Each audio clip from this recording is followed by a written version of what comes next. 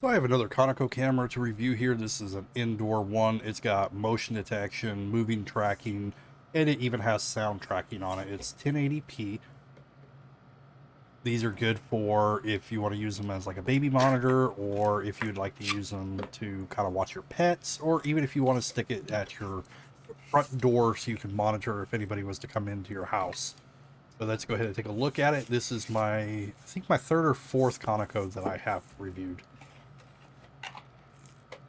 So this box, we have our charging cable, or power cable, I should say. We have some mounting screws, and we have our brick. So you can always mount this on the wall as well if you prefer to do that. You can also mount it upside down. I'm not going to do that, but it is an option. Then we'll take a look at the camera itself. So the camera has a full range of motion. It does almost a complete 360. It does do a stop once it gets to the rear, but pretty close to a 360 there. And then it also pans up and down.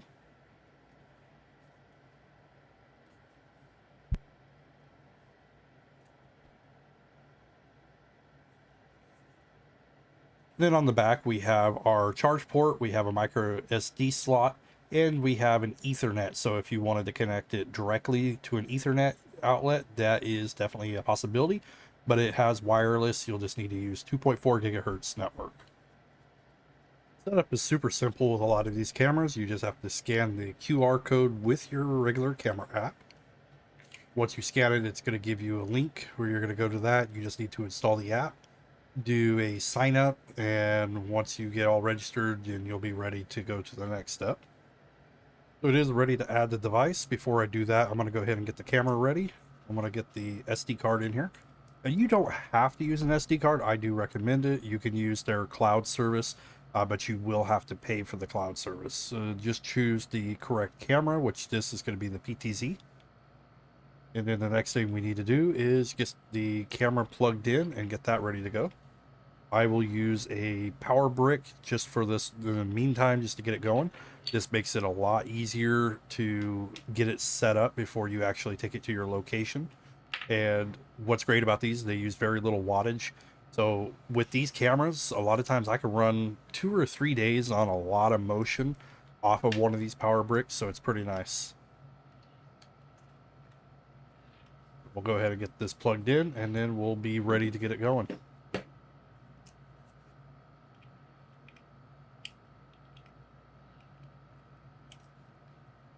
Once you get it plugged in, you'll need to give your camera a moment to get booted up and get ready. Next, what we need to do is get it connected to the app. So we're going to continue and agree to the terms and permissions. And then what we need to do is scan the QR code on the bottom of the camera.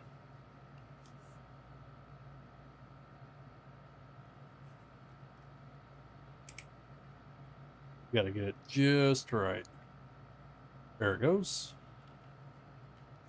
And then what we need to do is set up our Wi-Fi connection for it. All right, next we'll just let it get set up and everything. Just leave it. And then it has to do a few more finalizations. Got to connect to the router and everything. So go ahead and keep them close together and let it do its thing. All right, and then now we're done. We're ready to jump in there. We should be able to see video now. All right, perfect. So we're all connected and set and ready to go. All right, so I got it all set up. You can adjust the angles from it just by swiping on the screen. It will tilt left to right and up and down. You can press the microphone for talking in this little turd.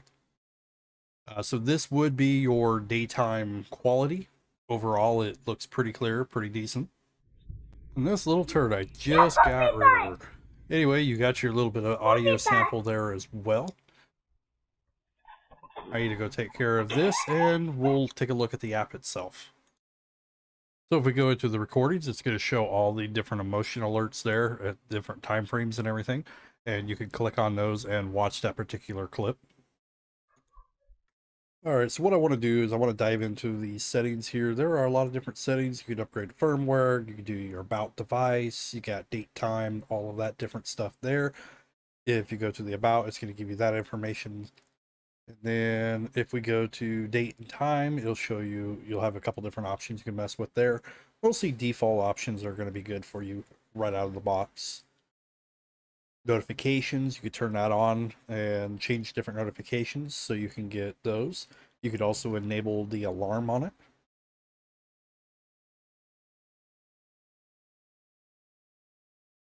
Then we got peripherals. I'm not sure what to use that, but we got record box. So if you did have a box, you can actually use it kind of like a DVR system.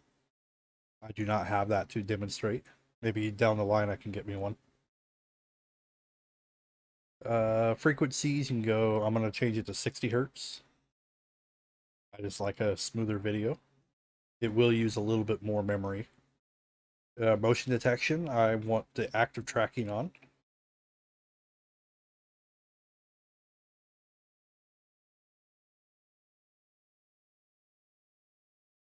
And let's see what else here. Do we have our video recording? So there's a lot of different things you could play with. Amazon Alexa is on. We just need to go and set that up. So what I'm going to do is go to your Alexa app. We're going to click on devices. Then we need to add a device. We're going to go for camera. And then we should be able to find Conico on the list pretty easily. There we go. So we'll go ahead and discover.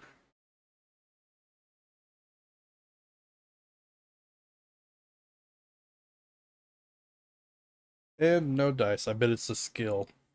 Yeah, most likely it's missing the skill that wasn't enabled yet. So what we want to do is go over to our skills here. And then we want to add a skill. We're going to go to, I'm going to check my skills and see if Conico's listed there. I didn't realize how many I had enabled.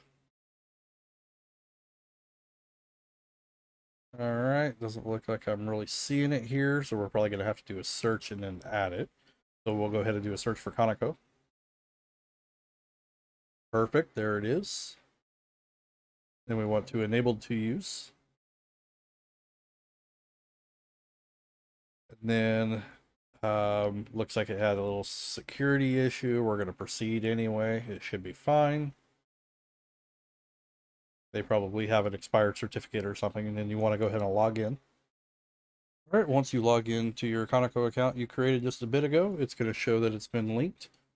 And now we've discovered the devices.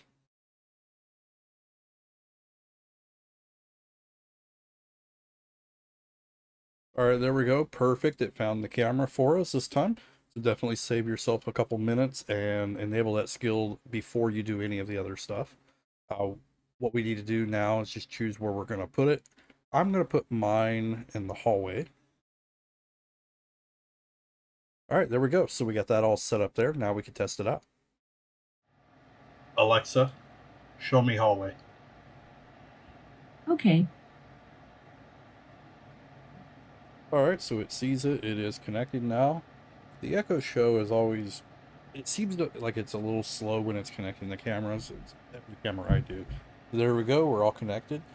Doesn't look like it has any kind of response on this camera when it comes to the show. There's been a couple cameras that I've done where you can actually control it from the Echo itself. Looks like you can zoom, that's about it. It is a bit pixelated when you zoom in, of course. To show you an example of the night vision, you can see the motion detection working. It does move with the sight and also with sound. Night vision is pretty decent. It looks pretty clear. You can definitely see everybody. So overall, the quality of the camera is pretty decent, pretty good video and everything. There are a couple different cons. One con is when I try to do a recording manually, it crashes. So I don't know if it's my device or if it's the app itself, but it crashes every time about 2 seconds or so after I hit that record button. Other than that, The camera has worked pretty well. There it goes. There's the crash. If you are interested, it is in the budget range. I'll put a link down below.